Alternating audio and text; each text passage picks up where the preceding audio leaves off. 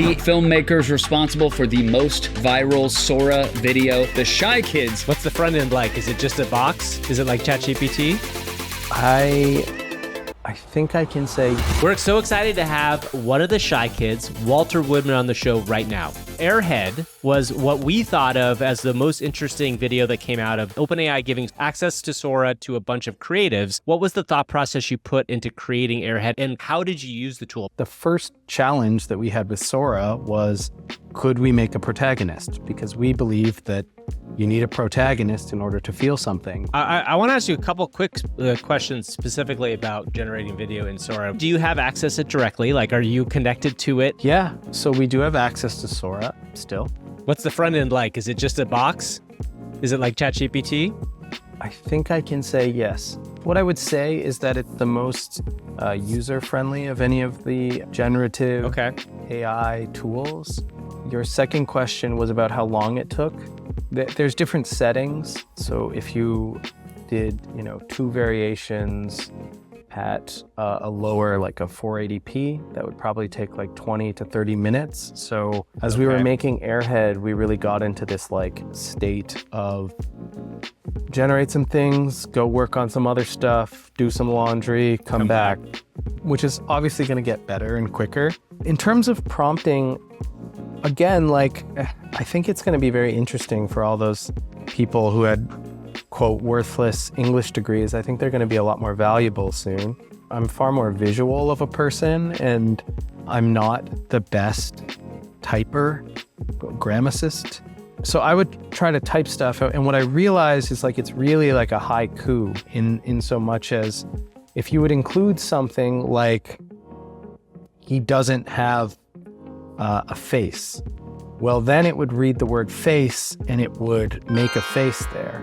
So you had to be very careful, not just what you put in, but also what you left out, I think was almost sometimes more important, because it's all about not giving something 2 directions, 2 different ideas. So I think that it's like really about learning something. And I think it's also really about finding some things that work and seeing what are the kind of things that you can pull there.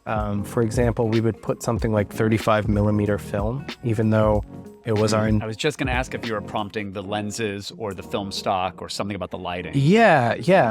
Trying. The first note that I gave to the researchers is I would like to take Sora to film school.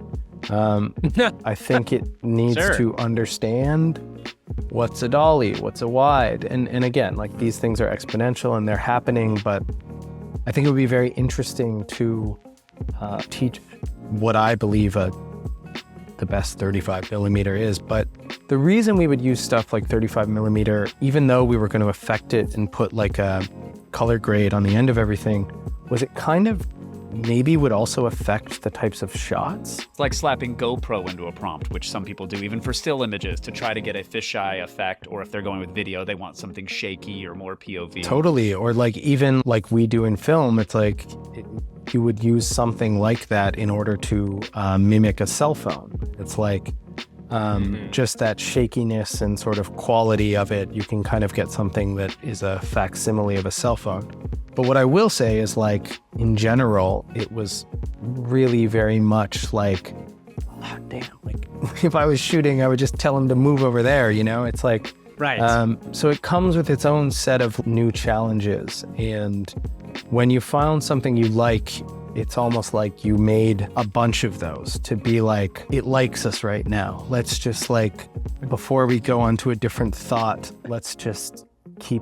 stick with this setup. It's lit. Yeah, we're all here. Exactly. Let's just get as many takes as we can of him walking down the cactus aisle. Totally. That's a perfect metaphor. And for us, a lot of the times the balloon was the wrong color. And we would be like, okay, the shot's great. We can change the balloon. It's about knowing how to, squeeze blood from a stone. It's just like, how do you edit it and tweak it and cut it and remix it and touch it, and what do you put before and after it that really makes it sing. I assume there's no tool yet to say that thing comes out where the balloon's the wrong color. Are you just re-entering the prompt, but like reiterating the color of the balloon, or are you able to at all manipulate the original clip? We went and edited them in on your own. Yeah, in After Effects and those types of programs. Right. I would say that the metaphor that we've used for the way it feels is like slot machine.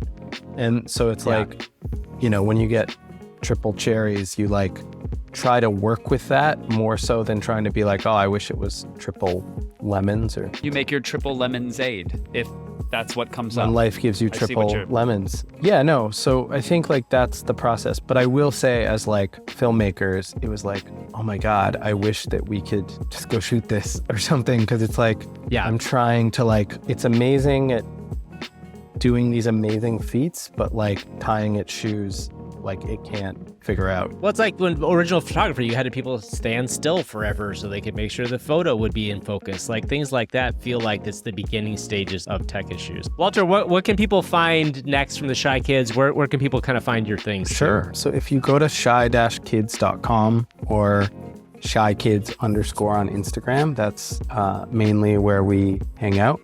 We actually just shot a sequel to AirHead. Point of clarity, Walter, when you say shot, do you mean use Sora and traditional filmmaking, or is it all Sora? So here's what's interesting. Our second thought was, can we make something where we use a more traditional shooting pipeline as well as Sora? This was actually shot, again, using humble means. And we wanted to kind of see if we could combine traditional methodologies with more of like the Sora process. So we're really excited. That's awesome. I can't wait to see that.